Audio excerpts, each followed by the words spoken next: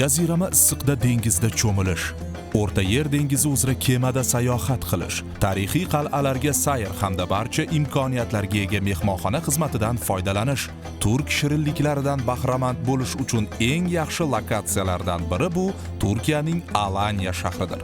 12-iyun kunidan boshlab 1-marta Toshkent Alanya yo'nalishida to'g'ridan-to'g'ri reys yo'lga qo'yildi. Aviatashuv Uzbekistan Airways kompaniyasi va Asia Lux Travel tur operatorining hamkorligi natijasida amalga oshdi. Ushbu tashabbus turistik imkoniyatlarni kengaytirish va sayohatchilar uchun qulay sharoitlarni yaratishga qaratilgan. Bungacha Asia Lux Travel tur operatorining to'g'ridan-to'g'ri reyslari orqali Antaliyaga uchib, so'ngra mashinada Alanyaga borish mumkin edi. Ushbu ahamiyatli voqea O'zbekiston va Turkiya o'rtasida xalqaro aviatashuv va turistik almashinuvni rivojlantirishda muhim qadam bo'ldi.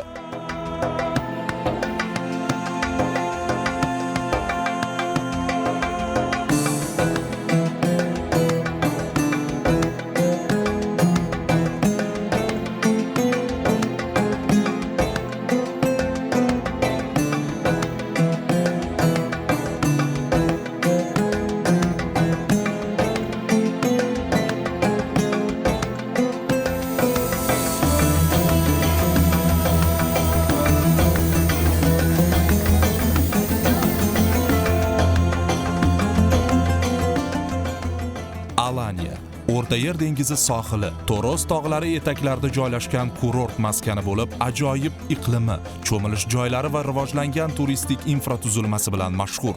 Alanyadagi sarguzashtlar ichida eng esda qolarlisi bu shubhasiz dengiz sayohatidir. O'rta Yer dengizi uzra kemada sayr davomida qal'a atrofi, shaharning tashqaridan ko'rinishini maroq bilan tomosha qilasiz. Shuningdek, sayohat davomida bir necha marta dengizda cho'milish imkoniyati ham beriladi. Qisqa qilib aytganda, Turkiyaning Alanya shahriga bo'lgan sayohatingiz juda maroqli va sermazmun o'tishi aniq.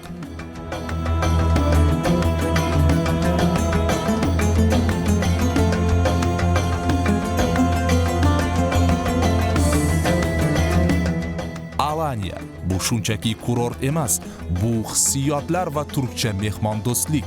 Yangi reys minglab o'zbekistonliklar uchun dam olishni hamyonbop va yoqimli qilishiga ishonchimiz komil, deydi Asia Lux Travel vakili. Jazirama kunlarda dengiz qirg'og'ida dam olishni xohlagan yurtdoshlarimizni Alanyaga borishlarini tavsiya qilamiz. Bu yo'lda sizga Asia Lux Travel tur operatori yaqindan yordam beradi.